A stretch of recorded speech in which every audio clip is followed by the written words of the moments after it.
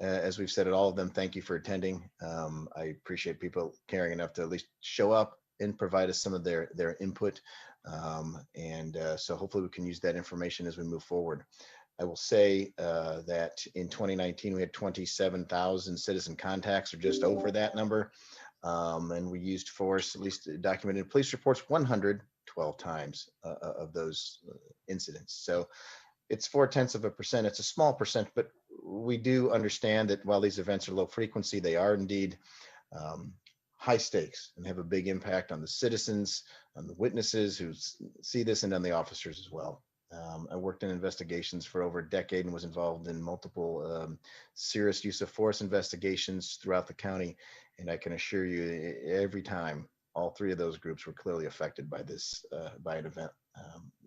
So we hope to get a little bit of impact or in some input, and maybe even answer a couple questions today, although the point is to listen during these sessions. So I hope it's beneficial. And at this point, I will turn it over to the mayor for some opening comments. Thank you. I had to answer a real quick question before we started. I just wanted to thank you all for being here. This is the third in our series of listening sessions, and it's part of our overall effort to improve service to the community and to really look at all aspects of public safety, well-being, and policing. So use of force is one component of this. We appreciate your input, your suggestions, and your guidance, and this will be taken into account when we revise the use of force policy. So I won't take up any more of your time, and we'll turn it over to Lamont. Thank you so much, Mayor Marlin and Chief Serafin.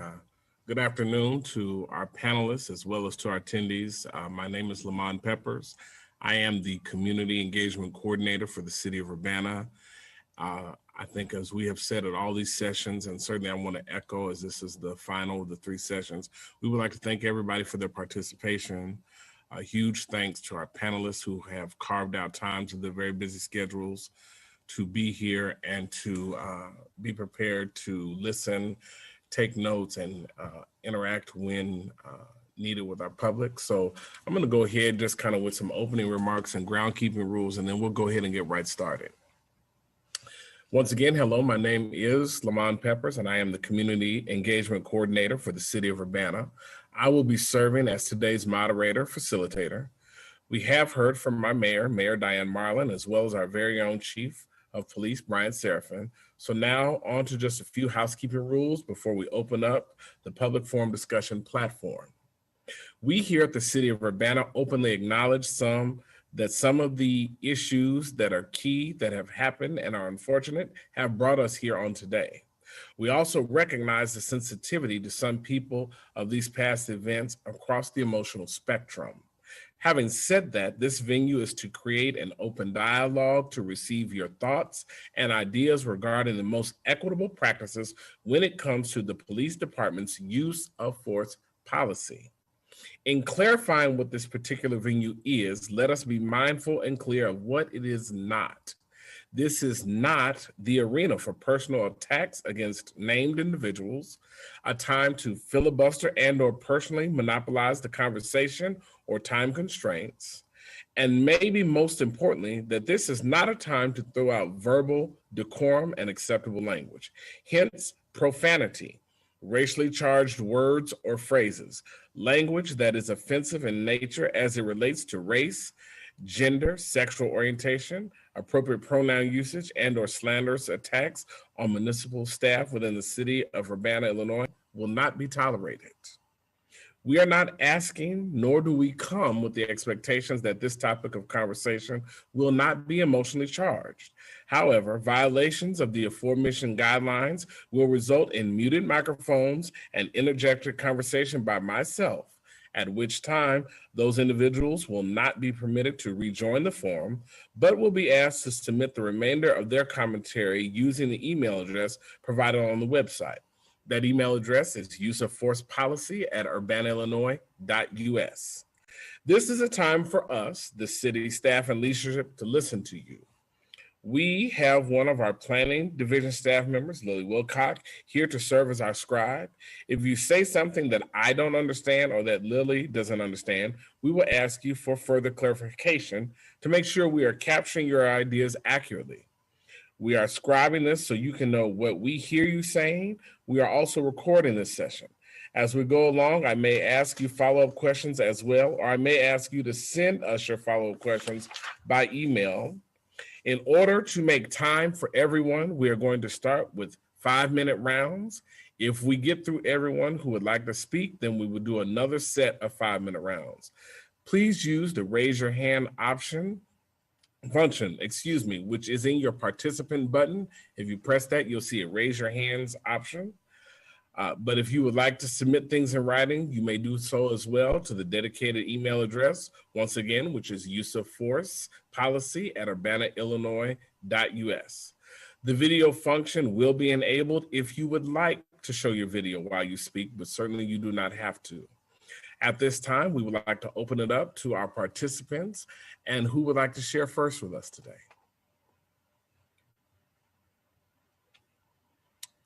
Okay, I see that we have a hand. Jason, if you want to go ahead and let our first participant in.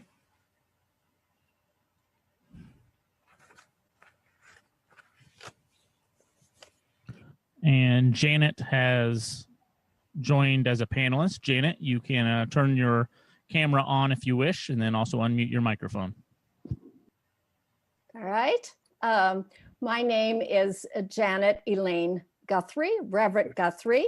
Good afternoon, and thank you for joining us. I'm delighted to be with you, and I want to thank you so much for this opportunity.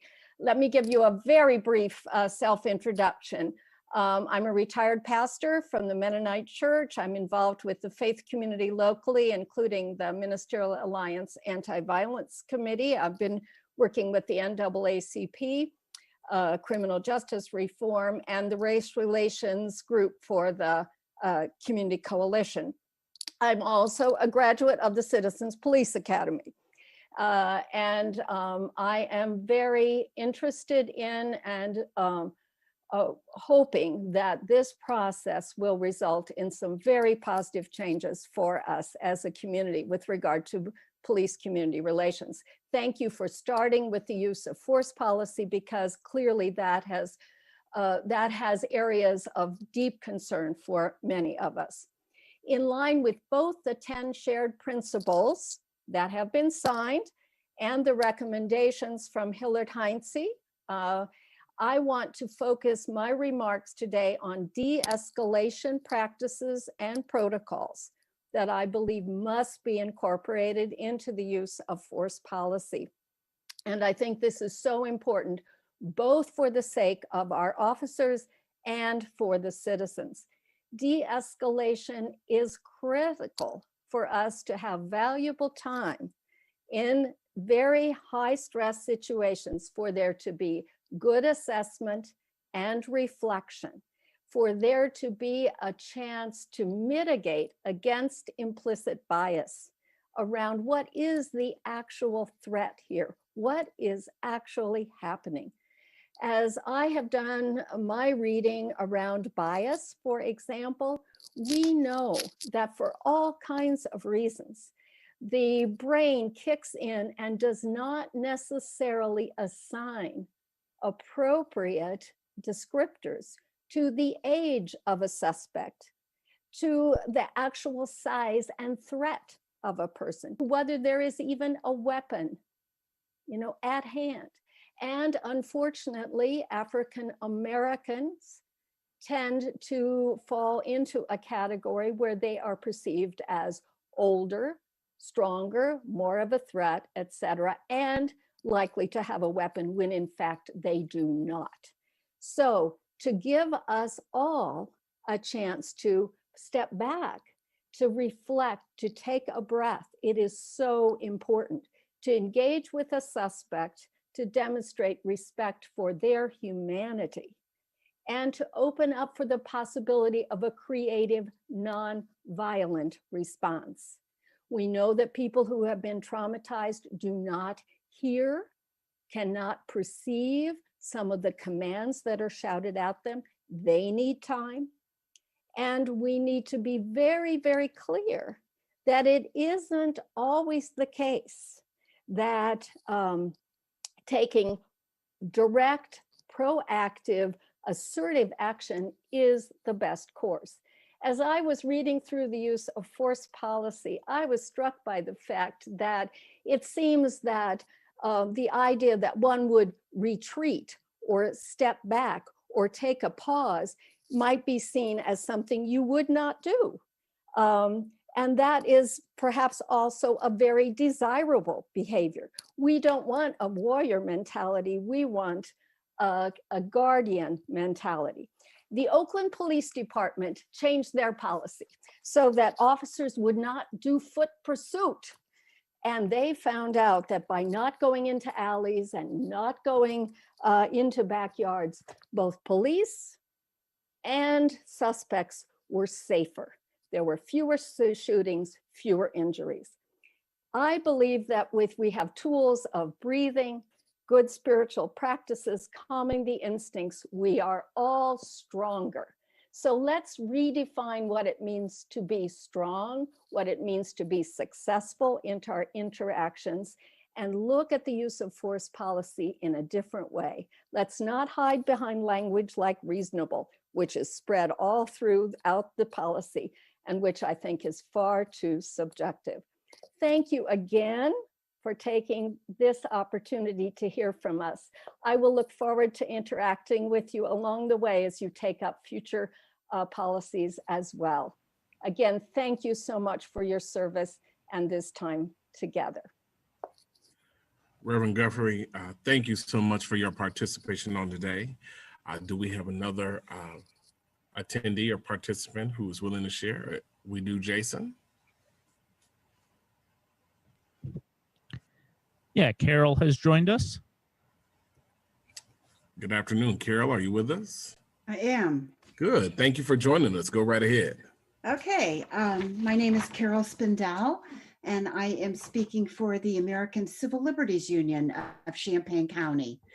An ACLU of Champaign County, we're an organization of over 2,000 member households, and we've been involved. We've been working closely with the NAACP and been involved in police reform issues for a long time. We're very pleased that the police department is soliciting community input before updating its use of force policies. An updated, more stringent, and more specific use of force policy is an important step toward racial justice, and it will help reestablish and maintain community trust.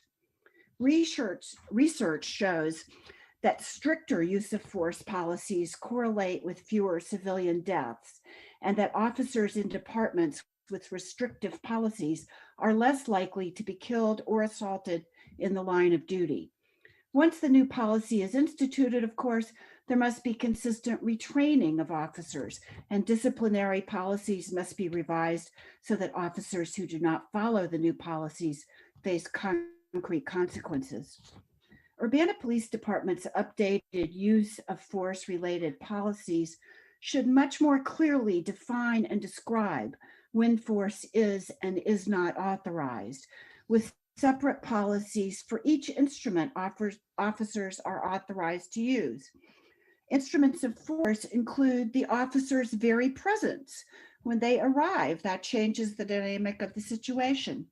It includes their verbal communications. It includes, of course, their bare hands and how they touch people.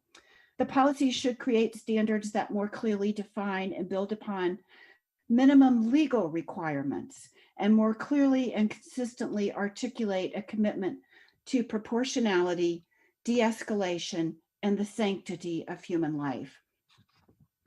The new policy should definitely affirm the importance of proportionality.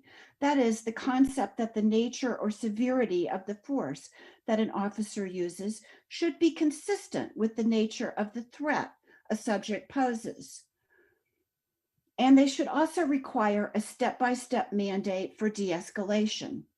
Officers should they must exhaust all reasonably available alternatives before using deadly force, and an officer should be mandated to use deadly force only when a suspect poses an immediate and serious threat to the officer or another person.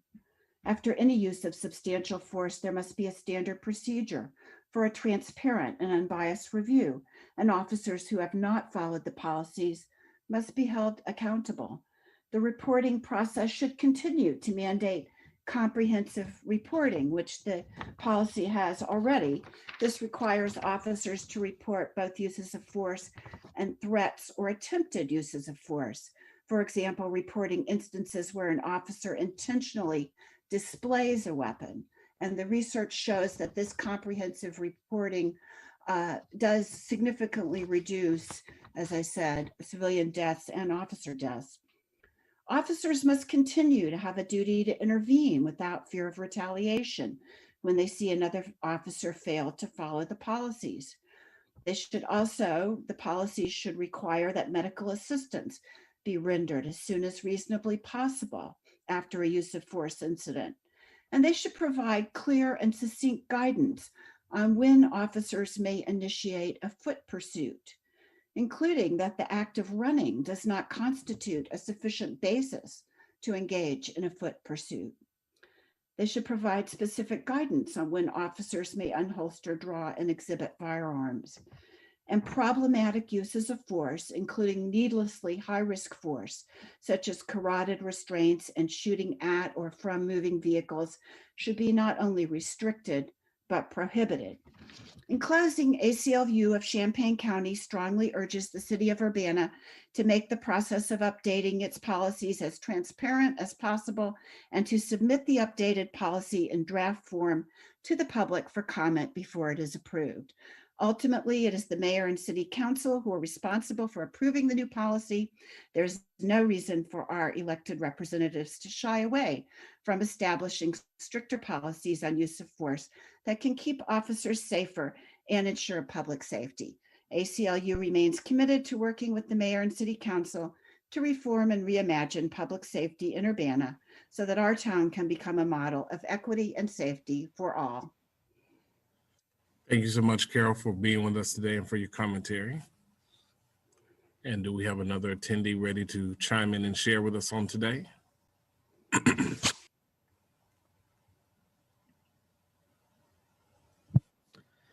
Yeah, I've just promoted Grace to be a panelist. Good Hi, afternoon. can you hear me? Yeah, good afternoon, Grace. Thank you for joining us. Go right ahead. Thank you. Thanks for your time holding these sessions, and thanks to the previous speakers. Definitely want to echo and agree with their statements. I definitely have issues with the police use of force policy if some of the incidents that have happened in the past are acceptable under it. Specifically what happened with Aaliyah Lewis and the Hillard Heinz review. I think it's really sad and appalling that that kind of behavior was within our police policy. So I think that makes it utterly clear that there's issues with the policy. And I agree that I hope we can make it more specific, make it safer for everyone, have some serious restructuring about how we do things. I've been looking forward to the tease of the one door program, and I'm looking forward to new developments on that. I've seen Urbana police use de-escalation techniques appropriately with certain people, but I think that's the issue, is that it's not equally distributed. I've personally seen them handle and de-escalate a white woman after hitting someone with a vehicle with no consequences to that person, where at the same time, if that were a person of color in a similar situation, which there often has been, it goes very differently. So I think it's a selective use of de-escalation and how we use that use of force policy, because it's too broad and there's so little accountability for when those things happen. So I'd like to see more accountability in that policy as well. I understand some of the high stress, intense situations in a lot of my personal and professional life, working in schools and even restaurants. You know, I encounter people who may be upset or violent or have mental health issues, and they can be in a tantrum. And that doesn't excuse or justify using any force. You know, I've physically restrained people in professional settings, and it doesn't involve injuring that person. It seems like there are lots of ways to do this, and in any other profession, that's the acceptable behavior. So I think we need to hold police to the same standards that they're supposedly enforcing, and treat it just kind of like any other situation. If someone is in an emotionally charged state or having a mental health breakdown, that responding with force and escalating the situation is only going to make it worse for everyone. So I'd really like to see a lot of changes on that, and big picture stuff about how we structure our programs and respond to calls, and then also the specific things like our use of force and de-escalation policies. And I think that's all I had for now. Thank you. Grace, thank you so much for joining us today and sharing. Do we have a next participant ready to chime in and share with us?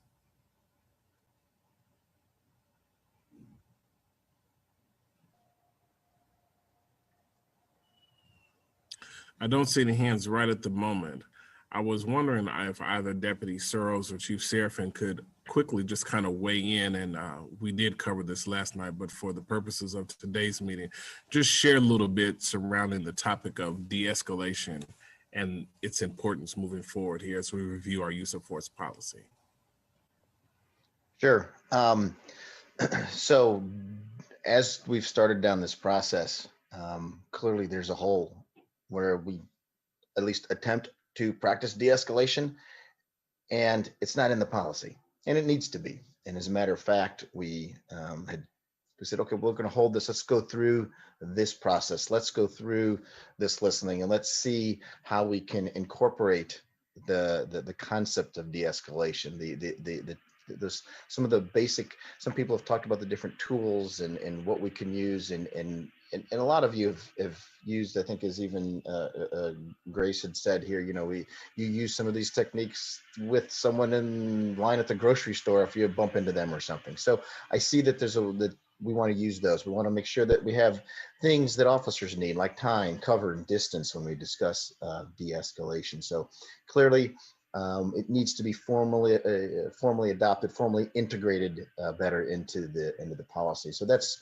some of what we're going to do here. I don't know, Grace, you actually said something here, and I don't know if Lieutenant Sanders, I'm going to ask him if he has any sort of further update with regards to maybe the one door tease, as it was said, but because that is something that is moving forward. That is as you said, Grace, a big picture thing that I think will again assist in sort of trying to minimize these types of situations. So Joel, I don't know if you have any update that you can share here publicly.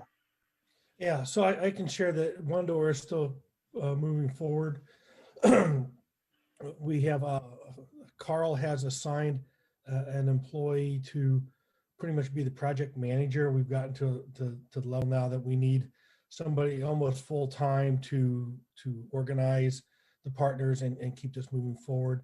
And the Rosecrans is going to hire a full-time director for One Door to again help move this whole project forward at a more rapid speed. And there's some other things Urbana's involved. I don't know that I'm allowed to share publicly, but we're moving things forward. Okay.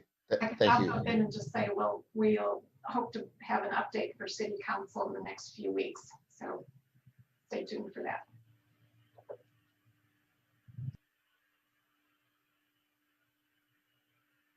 And Lamont, I think you'd asked, and I was trying to recall exactly some of what we had said even last night. So for those who hadn't, joined us last night, again, we sort of wanted to review some of the de-escalation training that the officers. I mean, this starts in the academy with the 8 hours of basic training in there, and then it's woven throughout. Some 40 or 50 hours of different scenario-based training as we move along. I think it's also important to note that as policing has changed over the years, over the 26 plus years I've been involved, we've increased the amount of training just at the basic academy class. When I started, it was 10 weeks. They've now added a whole another month. There's 14 weeks. So we've seen some of that. Heck, when I was an intern, there was a detective that I worked with who had PTI was only 6 weeks when he started. So we continue to sort of improve and ask more of the officers and require more of the officers. And so then they need to learn how to do various things, and de-escalation is a big piece of that. So. Thank you so much, Sanders and Chief Serafin. And you know, let me just say for the record and purposes of this conversation, on behalf of the city, it is not lost on any of us the situation and scenario that happened back in April involving a female citizen. And, you know, last night we were charged with stating that person's name. And I stay away from the name, not because I'm shying away from what happened, as much as it is just respect for the processes and processes that are still going and ongoing. But I think that hopefully our community will at least join us in the sense that, you know, we are starting. And I think sometimes we get lost on when a start happens. And, you know, sometimes argumentation can be formed of why wasn't this done back then? Or why are we just now doing this? And those are very pertinent arguments and stances to have. I just don't know that they are as pertinent as the fact that, but we're starting. And we are starting with our community. We are certainly doing our best to increase our ability and our processes for engaging. So as we move forward, if we have any participants who may feel intimidated or who feel uncomfortable with sharing, once again, please, we do welcome your commentary. If speaking over the live podcast is not something that you're comfortable with doing, please, please, please make use of our use of force policy email, which is useofforcepolicy@urbanaillinois.us. All comments, ideas, and suggestions do need to be submitted to the city by the 20th of November, which is next Friday. So we don't want to formulate this listening session as the only way information can be shared. We can do it again at the end, but also at this time, if we have members of the community who are here who would prefer to reach out to me as opposed to directly reaching out to the use of force policy email, Lily, if you don't mind, my email address is slpeppers@urbanaillinois.us. I am proud to share that I received a few emails after the first two listening sessions. All the emails that I received, I will be responding to beginning next week to let people know who have emailed me. If you happen to still be on here, I will be responding to each email in kind next week. But we just want to make sure that we are creating opportunities for our community, the place where we work, live, and are invested in, that there is an interest in collab. So I'm going to go ahead and just do another participant check to see if we have anyone who was wanting to share at this time. We do have a hand up, a couple hands it looks like. Jason, if you could go ahead and let whoever has not spoken yet in first, that would be great. Yeah, just let Christopher Hansen in as a panelist. Okay. Good afternoon, Mr. Hansen, are you there? Can you hear me? Yes, thank you for joining us, Mr. Hansen. Go right ahead, sir. 1 second, let me see if I can get my video going here.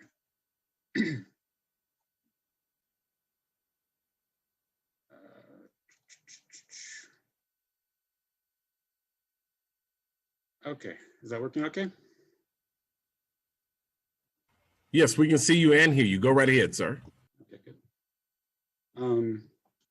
All right, so I spoke yesterday some, and I guess I get the feeling that you're already not listening, or at least not hearing.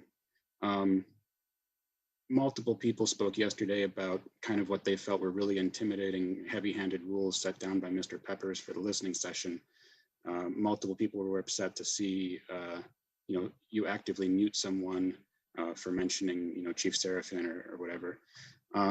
And you kind of lay down the same rules this time. So we already have this feeling that when a lot of our community members are going to say something about an issue that they see as a problem, it's not going to be responded to, and we're just going to keep doing the same thing.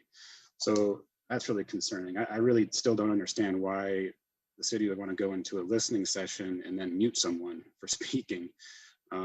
It just doesn't make sense. I seriously doubt that the men here from the Urbana Police Department feel it's necessary to mute people from the community. I think they're strong enough to hear whatever the people want to say. So I just don't understand that aspect of this.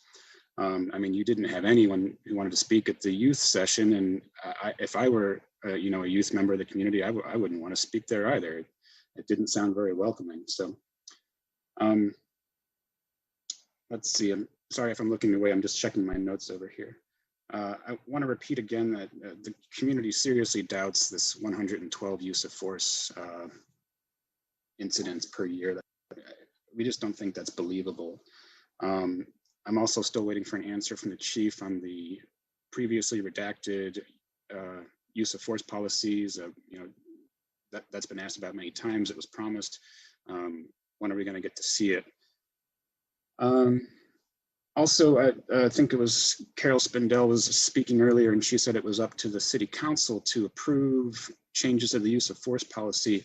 Has there been a change of process that I'm not aware of? My understanding, it's actually been asked many times in city council meetings and never very clearly answered by Chief Serafin, how the policies actually get updated. And my current understanding, until someone corrects me, is that basically the chief can change them whenever he wants. So are we moving to a process where the city council is going to be approving policies at every step? I think that'd be great. I don't think the police department should be allowed to change its policies without the legislature. So if we're doing that, that's great. Let's see. So another speaker earlier today spoke about the Alea Lewis arrest, and there was an internal review and an external review of that arrest. And the speaker, I think it was Grace Wilkins, said that there was no policy violation. Well, there were policy violations. It was just that no one had wanted to admit them. So we have an accountability issue there, and Chief Serafin did finally admit at the end of yesterday's meeting that there was at least a violation in regards to Eric Ruff's rifle handling, and that's a good start. But I wrote that article about his rifle 5 months ago. We had and the failure there isn't just in how Ruff was handling his rifle. The failure was at many levels, all the way through our mayor, all the way through the Hillard Heinz review team. So it wasn't just an issue of rifle safety. It was also an issue of our internal review was bad because they didn't identify the policy violations. The presentation given at the April 20th meeting was bad because that didn't identify the policy violations. The $20,000 Hillard Heinz review that we paid for was bad because that didn't identify any of the policy violations. So 5 months later, hundreds of people claiming this was wrong, thousands even, I guess, if you count the protests, and then probably 30 or 40 hours of commentary from citizens at city council meetings. Is that what it takes to get a very minor admission of wrongdoing from the Urbana Police Department? If that's what it's going to take, then I still don't understand why we're bothering to do any of this, because the fact is we're going to have policies. When those policies are not followed, no one's going to admit it. So I'm still failing to see a cure to that part of the problem. So I guess I'm gonna leave you with what I think is an interesting question, and maybe some of the representatives from the police department here will try to answer it right now. I would like to know if Urbana residents were to witness or come upon a George Floyd type situation. Urbana officers pinning a person down. They're saying they can't breathe. Any reasonable person would look at this and realize this person is, taking their last breaths and they're in the process of dying. What should an Urbana resident do in that situation? And what do you expect of us? And how would you respond to, say, citizens taking action? Thank you so much, Mr. Hanson, for your commentary and participation. We really appreciate it.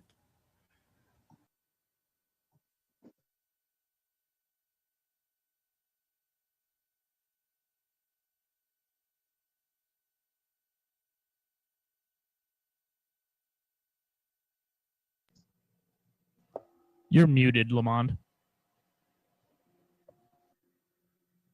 I must not have had anything important to say. As I look here, we do have a participant who has already spoke and is wanting to speak again. If everyone on the panel is okay with that, just a thumbs up or whatnot, we can go ahead and just open up all the rounds moving forward. Thank you all so much. Jason, if you go ahead and let Grace in again, that would be great. Hi, can you hear me again? Yes, welcome back, Grace. Go right ahead. Thank you. I also definitely don't want to forget Christopher's question, so I want to be sure that we go back to that one on how citizens should handle a situation like that. And some other questions to maybe add to the list. One is about the one-door program, and I'm wondering if there's going to be an increased cost to residents to where if there's, say, a call for domestic violence or mental health issue, if an ambulance and all these mental health professionals come, is that going to be something that's billed more like a health call or more like a public service call? So just a question and concern about any cost to residents from a program like that. I definitely, support the idea of the program, but want to make sure that it's accessible and not charging people like the healthcare system does, because I don't think we want Carl billing people for involuntary calls. Also concerned about the police training, and it seems like we already have the U of I and we already have lots of money and resources for police. So I'm just wondering what would make it any different to add more training, more money, more time, when it seems like it hasn't been effective what we have so far. And also just another side note, I thought it was interesting in the introduction too, to mention city staff as if they were a protected class, saying that we can't make statements against, race or gender or anything like that, or city staff. Last time I checked, I don't think that Urbana city staff are a protected class. So I just thought that was interesting, and I'd add those other two questions to Christopher about the one-door program costs and about why police training would be any different this time.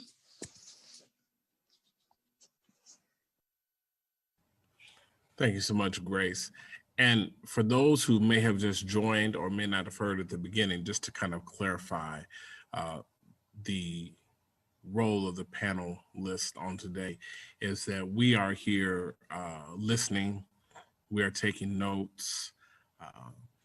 Lily Wilcock is scribing all this. So many of your questions that are coming to are not being ignored. They simply will be addressed after the listening sessions have completed themselves and all of the panelist participants have an opportunity to go through and respond to them. We do try to answer a few questions along the way, but it is not our intention to monopolize today's or any of the previous discussions. We want to make sure that we are giving as much opportunity for our attendees to chime in and speak. If I can just add, I'm paraphrasing. They're not the same as formal meeting minutes. Formal meeting minutes will come later, but it does take time for staff to produce those. So I'm just trying to get as many thoughts down as possible. And we do greatly appreciate that. Thank you so much, Lily. Do we have any other attendees, participants who would care to use the raise the hand button and chime in and share with us on today?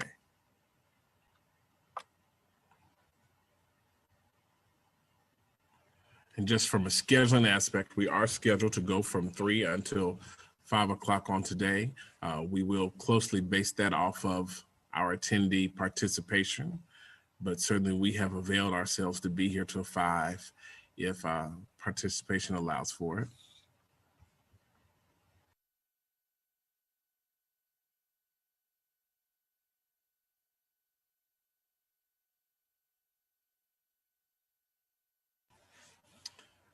Jason, I see it looks like we have a participant, Mary, who's raised her hand. Mary, if you want to go ahead and unmute your mic. Good afternoon. Hello. Hello, I'm Mary Crick. Thank you for being with us. Go right ahead. I'm a longtime Urbana resident. I used to think that Urbana police weren't like other police that I see on TV, that they treated everybody just fine. I've always been treated just fine. And then I watched the information that has been presented on the April incidents, and I was absolutely horrified. I could imagine lots of other people being taken to the street, taken to the ground, I don't hear super well, and to have somebody showing a gun and yelling at me from half a block away or however far that was, it was scary. It could have gone way worse. And yeah, it was very disappointing. And I know I read your policy, and there's enough reasonable in there. You could drive a semi truck through it. As far as I can determine, there really is no accountability. And I would encourage the mayor or the city council or whoever to have something very specific with the police so that in case of something dreadful, there could be some accountability, something way more specific than is in that policy now. The other thing I read was the 10 shared principles. And number 2, all people should be treated with dignity and respect. And I'm sorry, that April incident is about as far away as with dignity and respect as anything I've seen. And I know you guys can do better. And I know that it sounds like you're going to attempt to do better. And I'm really looking forward to seeing that in action so that every time you come in contact, you're called, you start with that concept of dignity and respect. It isn't necessarily a life-threatening. I would say probably most of them are not. I don't really know. But that's what I have to say. Thank you. Thank you so much for being with us on today, Mary. And Jason, we have another participating rating. Looks like Tracy has her hand up.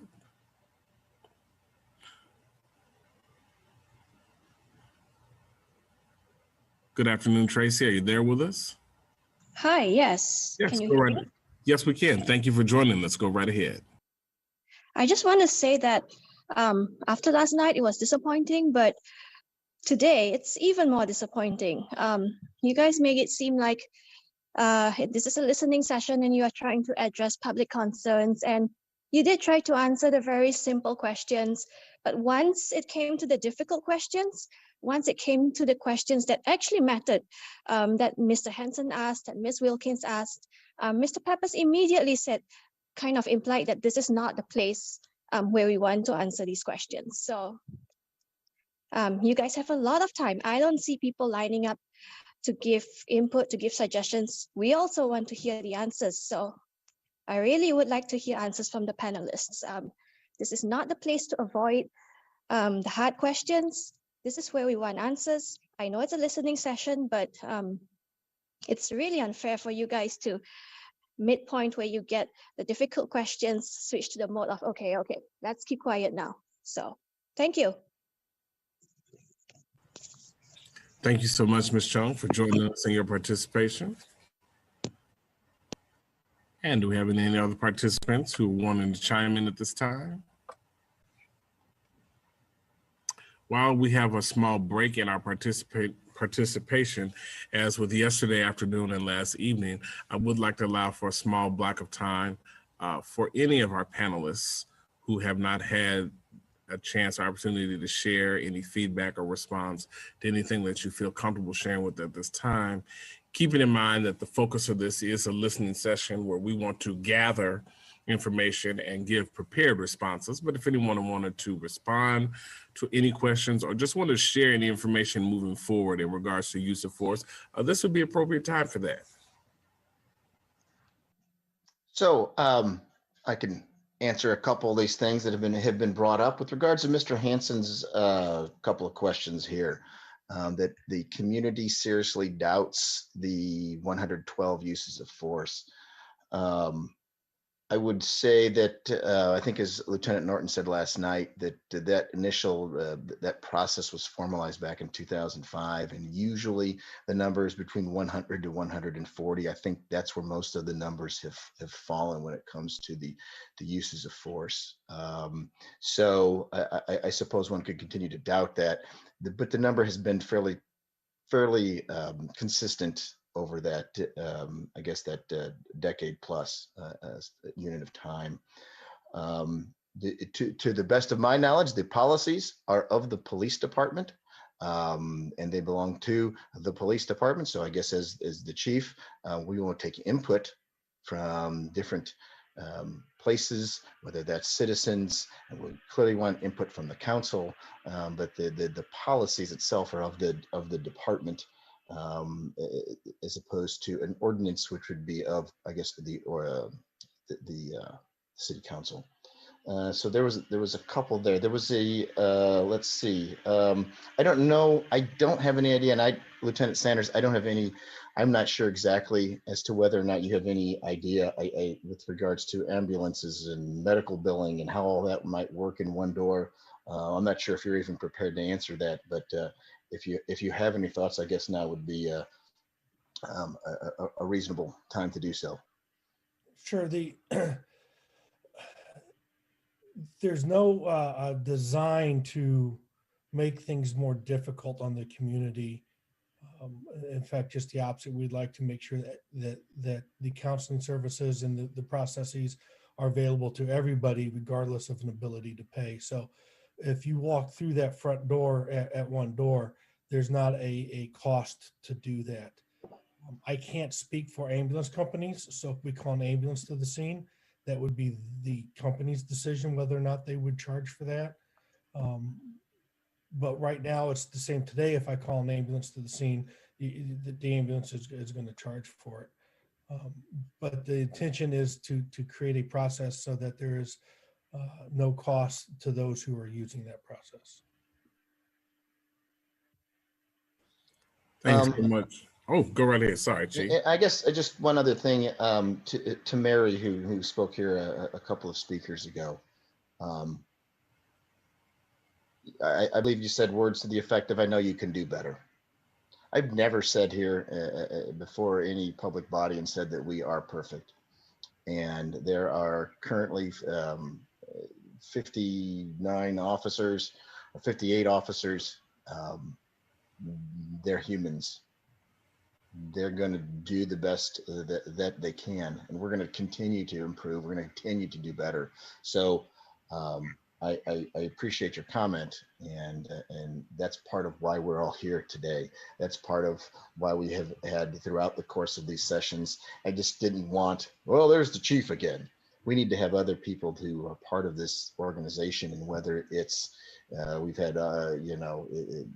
time for the others is maybe a little more restricted, but whether we have people who are sergeants and officers and different lieutenants show up to be a part of this, or the SROs, we want to provide different ears so that as we kind of cull through some of this information, we can hopefully pick out the most important parts and incorporate that moving forward. And I would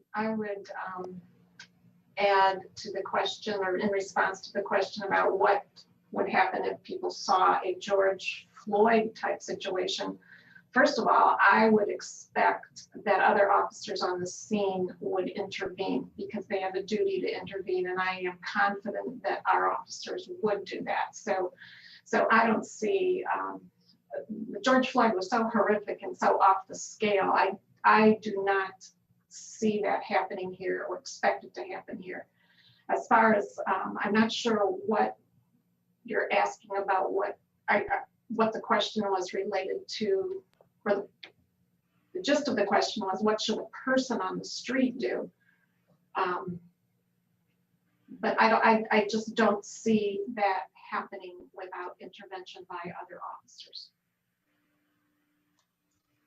And I can, and yeah, I mean, I don't know. I think that one option is to dial, one option would be to call again, and say, hey, I'm on the street, I'm watching this particular thing, and this horrible thing is happening. Now, whether we can get a supervisor there, and you know, or even if we share a frequency with the university, there are other agencies who can there, and ultimately, stepping in to try to help a situation if it's that. But again, as the mayor said, I don't see that as being an issue, but I at least understand that it is very tricky, and so, but and as such, I don't know that there's a great answer to that.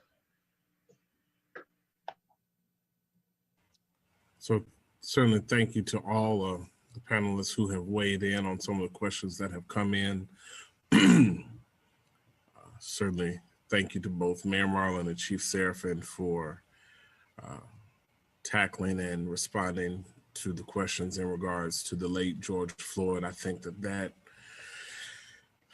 is a incident that will kind of stain and mar our country's history for some time. And I am thankful that I work with and am part of a city where we have not had anything near as catastrophic. But not to belabor the point, moving on and getting back to our attendees, if we have other participants at this time who have other commentaries or questions, we here on the panel look forward and welcome you to raise your hand and chime in.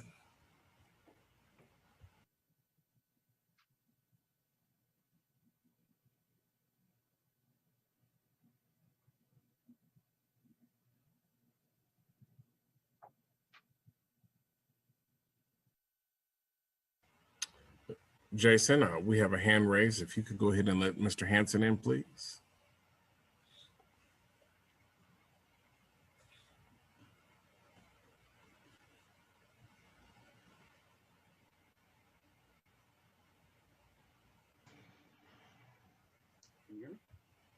Hello, Mr. Hanson, are you there, sir?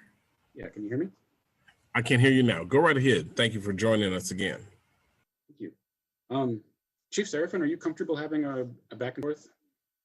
Or is that too intimidating here? Or?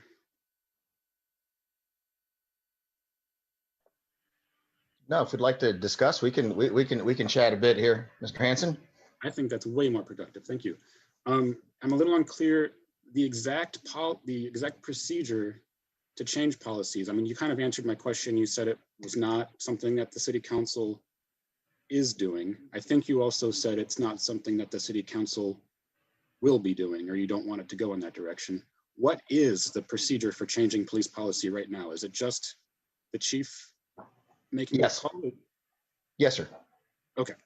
And you are not in favor of the city council having an approval step in that process, or what do you think about that? I think input is important. I also think that when we have there's 163 different policies, and some of them have to do with uniforms, and some of them are rather mundane. Some of them we might just review and say, okay, this one is good, and so it has, I think, something to do with the simple management of all of this. I don't think that the council necessarily wants to see every single solitary policy. But on things like this one, when it comes to the use of force policy, it's very important. It impacts people at different levels, and I think in that case, it's appropriate to get feedback. I think what maybe you and the city council need to contemplate is we may come to a point where, say, the public and their elected officials insist that our use of force policy contain certain language. And then maybe you don't agree with that. And then I think the question is going to be, how do we reconcile that?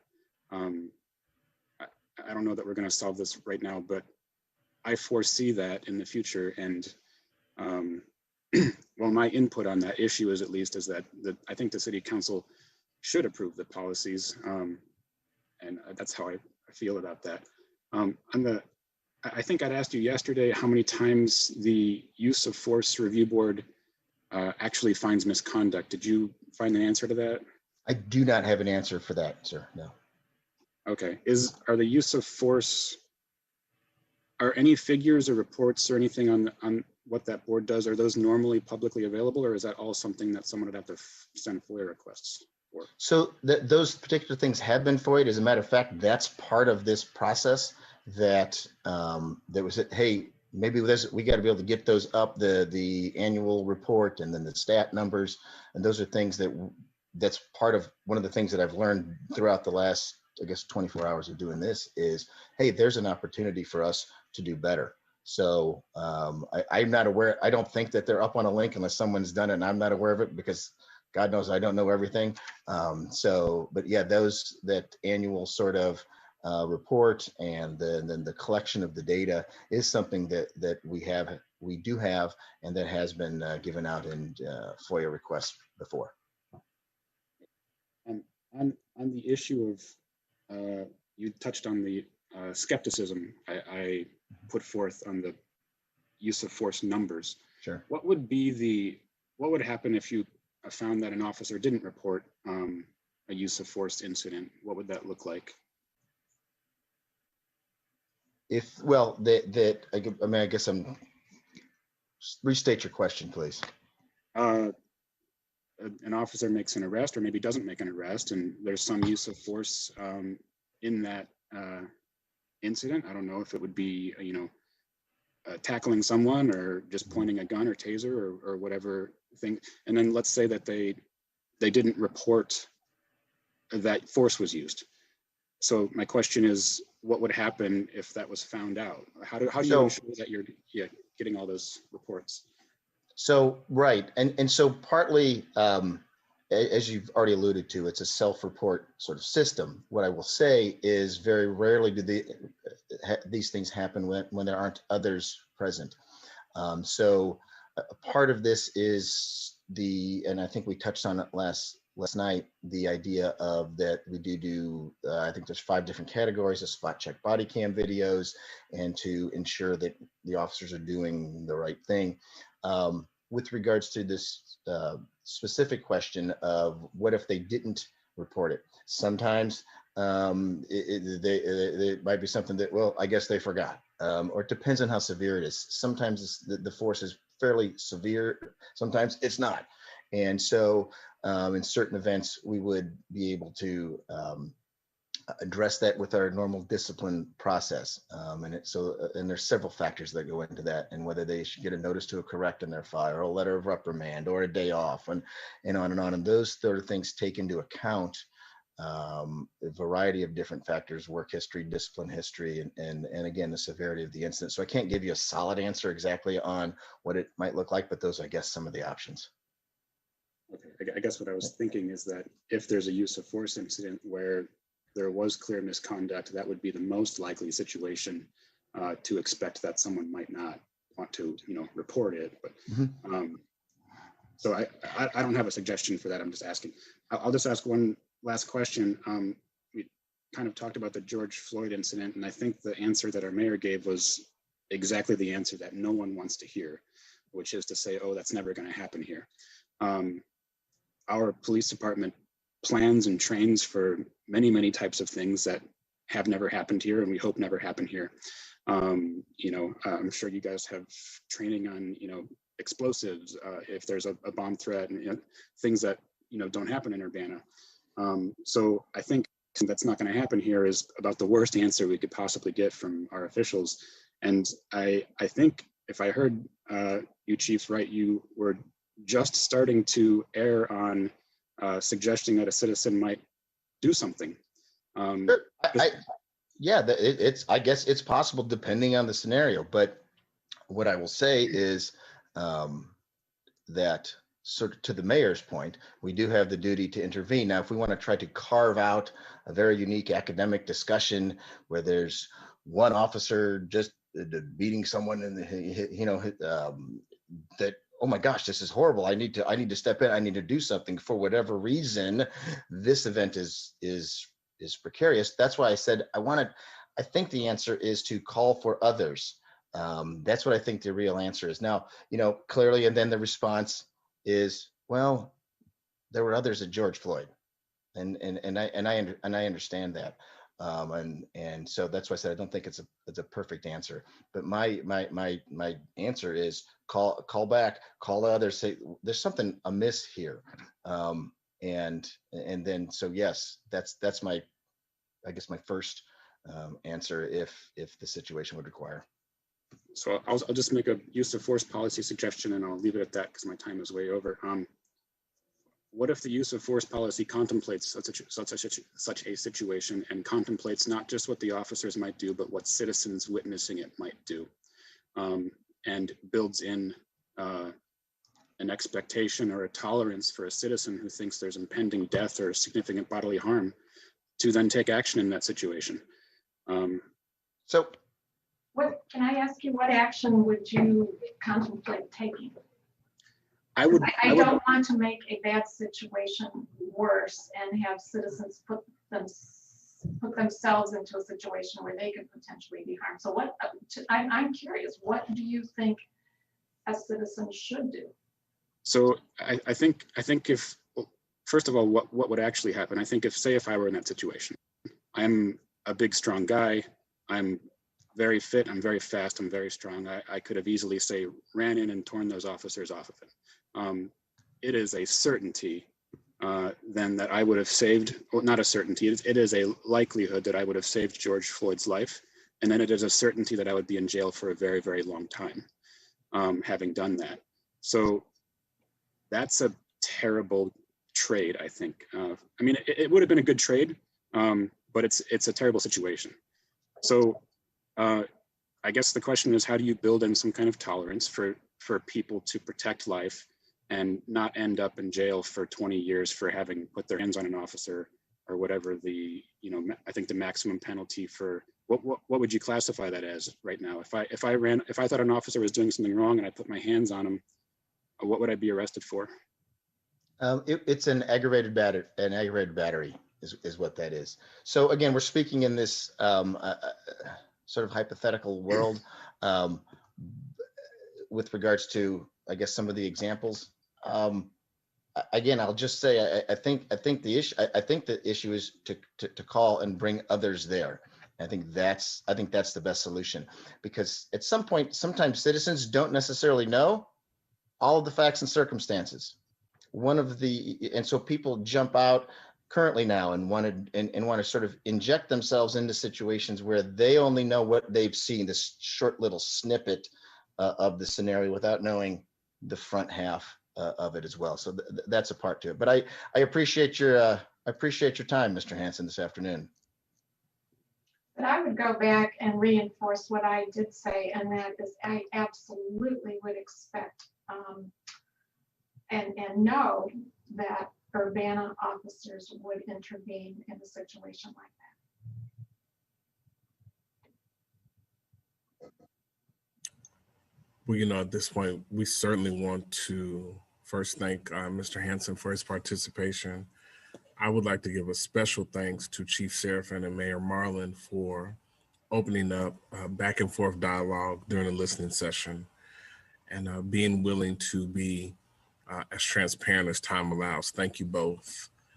This is the third of 3 sessions. It is the first session where we have done and allowed that, I think, and I hope that it shows our other participants who may be watching that we are willing to at least hear the difficult questions, to hear the difficult points, to hear the micro and the macrocosmic effects of situations that can or may or hypothetically might arise. I think it speaks to the high quality of people who are leading, running, and working for and with the city. So I just appreciate that going down.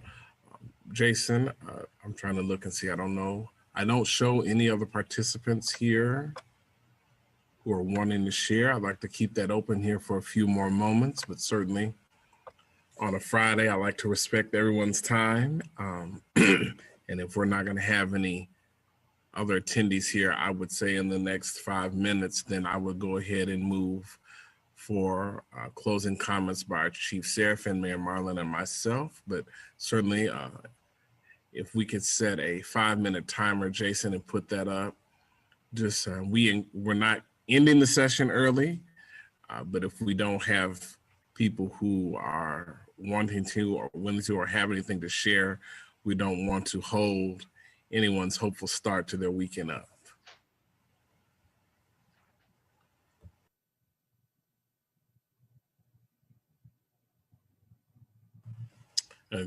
Jason, we've got a participant. Looks like Carol has her hand up if you want to go ahead and let her in.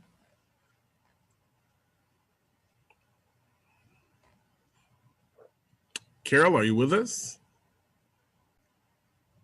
I think I am. Can you hear me? Yes, thank you for joining us again. Go right ahead. Thank you so much. Okay, well, since there was some discussion of my point about the city council, I just want to point out that, in our democracy, just as at the national level, we have elected officials who are the actual commanders of the military serve under elected representatives, not appointed. And it really should be the same in our city. And I know that our elected city leaders are cognizant of that fact, that ultimately, no matter how the policy is created, they have the ultimate responsibility for oversight over the police and for ensuring that the police provide the kind of public safety that the citizens of Urbana need and want. So I just wanted to clarify that. I think it's very important that the public, as you're doing now, is involved in the process, that the process be as transparent as possible, that all the actions of the police department be as transparent as possible, and that the elected city leaders ultimately take on the responsibility for overseeing the actions of our police department. And of course, ultimately, it's up to us, the voters of our city, to ensure that our elected representatives give us the oversight that we need. So I just wanted to clarify that point from the ACLU, and thanks very much for this discussion. And I think it's very helpful. And I know my comments were kind of complex and long, so we are going to send them to the email, and we're always happy to respond if people want to get back in touch with us. Thanks. Thank you so much, Carol. We really appreciate your participation today. Do we have other participants who want to join and chime in and share with us this afternoon? I did want to let folks know who are on today, who weren't on yesterday, is there was discussion yesterday about adding a member of the public to the Use of Force Review Committee, and I think that's an excellent idea, and we will be doing that. And that's the internal Use of Force Committee, but that will add a layer of oversight and accountability that I think is important. Thank you so much for that, Mayor Marlowe. We appreciate that. For those of you who may or may not have heard that, Mayor Marlin was sharing with us that the idea of adding a citizen to the Use of Force Review policy, that is going to happen. Hopefully we can continue to demonstrate to the citizens of Urbana that we are interested in their input, their participation in these types of situations and decisions. So once again, we here are in our third and final listening session for the Use of Force Review policy. We have a panel that has gathered here. Some of the pieces have interchanged, but we have been able to convene a panel for 2 days, 3 sessions. As we begin to wind things down, I do want to give another opportunity for participants to speak and share thoughts, feelings, concerns, or ideas and suggestions. Late on a Friday, Jason, would you go ahead and give us maybe another 5-minute clock, and we'll see if we have any participants who are wanting or willing to speak and share with us in that time. And if not, we'll move to some closing remarks.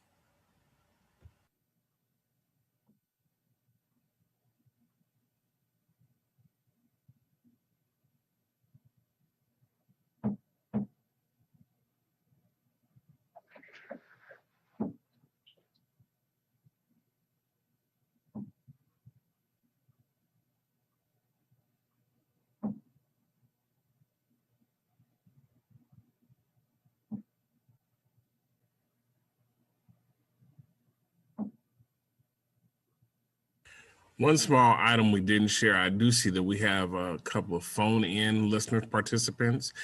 If you are a phone-in participant and you want to share thoughts or comments, if you press *9, that is the raise your hand option for our phone participants. If any of our phone listeners who want to share, if you just press *9, that will activate the raise your hand.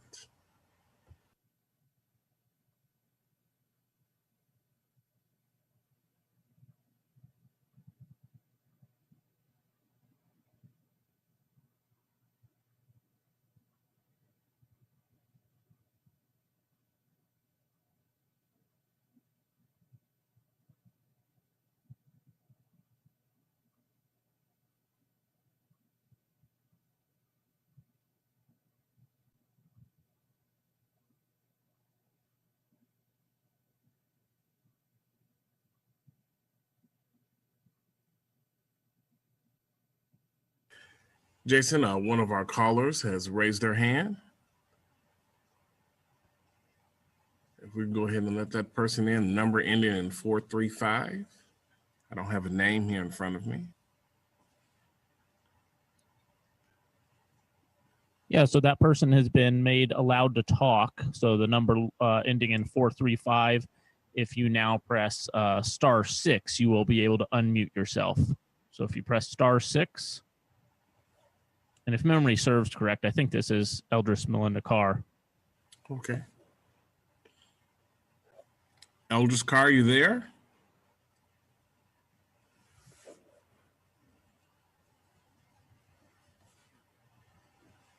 They are unmuted now. So 435, you're unmuted and you can speak.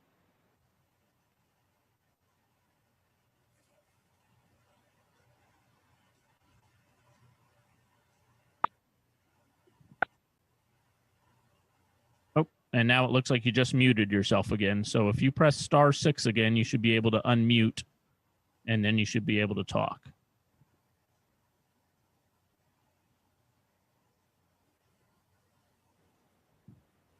And now it looks like you're unmuted now if you want to talk. Am I unmuted now? Yes, we can hear you. Yes. Good afternoon. Thank you for joining us. Go right ahead. Oh, good afternoon, Mayor Marlin and you, coordinator of community engagement, Peppers, and Chief Sheriff Serafin and the other staff of the police department and the others on the line. I just wanted to, I didn't have anything really prepared. I will send some comments or some updates through email on behalf of the Minister Alliance, but I just wanted to have a few words to share to you all and let you know that appreciate having this forum for the community to be able to share any information and any updates, any feedback to the council and the department, and that you would take in consideration the comments, and I'm sure you will review and reflect on the things that have been brought to you, and hopefully there will be others who will bring information via email, those who weren't able to join, but I just wanted to try to catch and make a few comments. I did participate in the Hillard Hines sessions. I had some things that I'll send later on. One of the things that I noted was there was a part of the questionnaire related to submitting any interaction you may have had with the police department, and I thought that should have been shared widely in the community as a sort of a survey, and that can still be done. So I think that should be an annual thing, that some kind of survey or feedback from the community to share. And some people may not feel, like I say, comfortable or have the courage to speak through the listening sessions, and if they're able to send information. And I know you have the email, but as far as the Hillard Hines, I felt like that should have been something that should have been included in the prepared presentation for the community to provide input. So that would have been included in the presentation. So that's one point I wanted to make. And also there's some other things that I wasn't able to, like I say, put together some things that I wanted to come on and let you know that we hear you and we wanted to share, and thank you for coming forward. And I know Champaign kind of took the lead, and so we thank you all for the effort and coming together and trying to, as the mayor said, do better and try to work to see the things that need to be done to provide the community with the service that is needing and the service that is needed as the police department, being a department here to serve and protect. And we know that, last time I'm mentioning, the 16-year-old that was killed. So just imagining how the youth feel in our community, and just reaching out to all our youth that they will be able to come together, that we'll be able to, wrap around them and provide them with the, what they need to go forward, not to be fearful, and to let them know that we're there for them. In the faith-based community, we, of course, we hurt, we mourn, we want to do our best to reach out to the youth because we care. I wanted to talk about another thing that is related to the school resource officers, more or less. And this was before the bill that was recently passed for the discipline, because the discipline was so high in both the districts. And so the bill was passed that the school districts were supposed to try to do better as far as making sure that the kids got the instruction, rather than sending them out for behavior issues. Try to work with them within the classroom, because so many kids are being removed from the classroom. And before that, the bill before that, maybe some people may not realize, but the bill before that, because I talked to the senator who sponsored the bill, it was that all over the state of Illinois, there were issues related to the police, that the students who were involved or interacting with the police, that the parents weren't contacted, and so the parents didn't know. And this is something that was within a bill that was original bill, and I can provide that later on via email. I just wanted to mention that. And so that this was a problem at a state level all over Illinois where this was happening.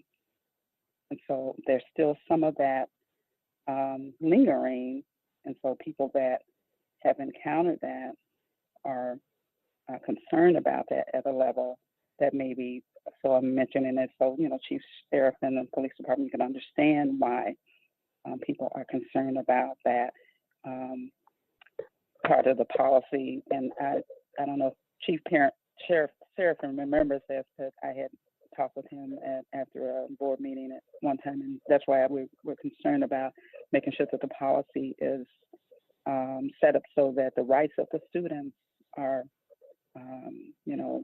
taken into consideration, so that if anything does happen, that the student is protected by law, because they're at a disadvantage when anything happens, and they don't have representation there, like someone who is, picked up somewhere. The student doesn't have that advantage because they don't have a legal representative there on site. And so the best interest of the student may not be taken into consideration. I know we say generally they are, but to make sure of that happening, we have to have a policy in place. So that's why we've been so vigilant about that. Mentioning on that side of it, and I know with the use of force, we're kind of talking about that too. Another thing is related to use of force. I don't know, one of the things that I had written down was the body cam. So when that turns on and when that goes off, that it should be a cycle that is more regimented. I use that word, so that there's no room for anything happening out of the ordinary. It should be something that when it turns on and then it turns off, and it's not subject to anything that could happen that might cause it. That's why we have these, the other videos that happen, and people are taking videos because of the concern of the body cam. So that's one thing. I'm sure you probably have had that. I haven't been listening consistently, so someone else may have brought that up. But those are some things, and I'll follow up with some other comments, and this will be good to have an annual,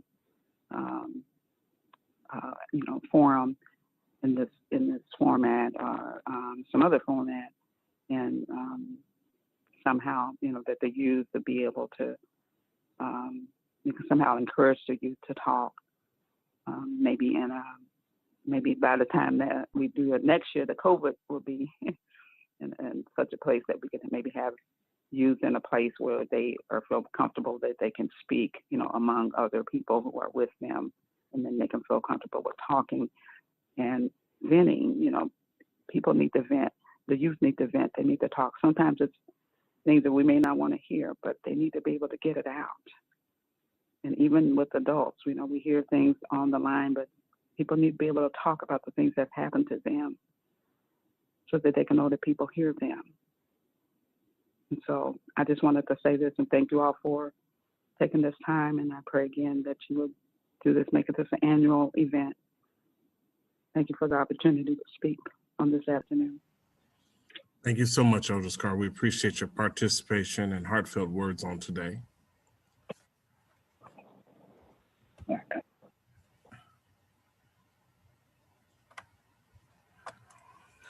Okay, at this time, I do not see any participant hands up. I'll throw out the opportunity. Do we have any other participants, attendees who would like to share here in this moment? If not, then I'm going to move actually directly to Chief Seraphin and Mayor Marlin for closing comments.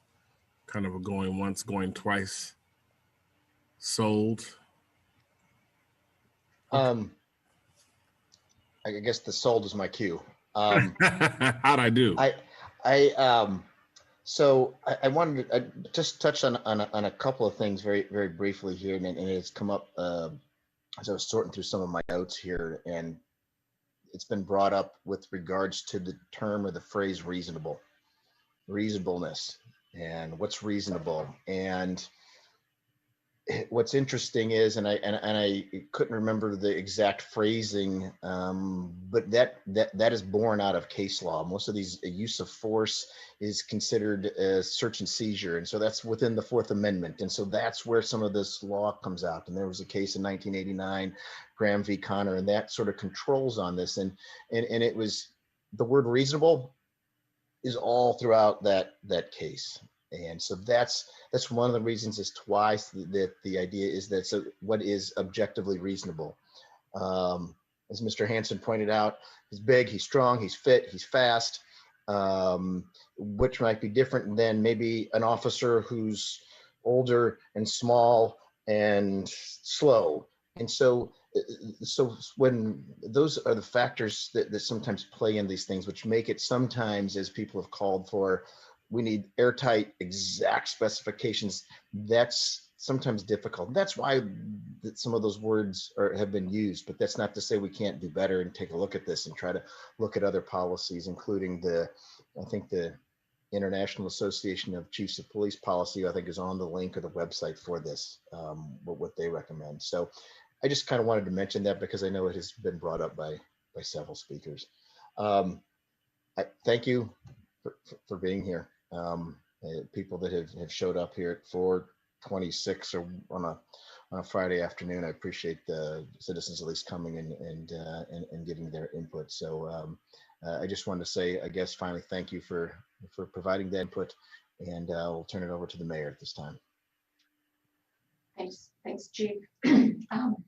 Just wanted to thank everyone who's participated in the last 3 sessions. And I appreciate your input and assistance over the past few months as we've worked through a number of issues. We are committed to more transparency. We're committed to better accountability, particularly through retooling of the Civilian Police Review Board. I think it's really a good step to have, in terms of transparency, have a citizen on the use of force review board. The revision in our use of force policy is part of our commitment to doing better. There's a lot of, I've been in office a little over 3 years, and we've been fixing a lot of things. Everything can't happen overnight, but we're committed to change, and we're committed to steady change going forward. I think the overall bigger picture with regard to public safety and well-being is, especially with regard to policing, is to take a larger view and look at all the different calls for service and say, why are people calling? What are they asking for help with? And who is best suited to respond? And I think when we start answering those questions, we'll really make a lot of progress to developing a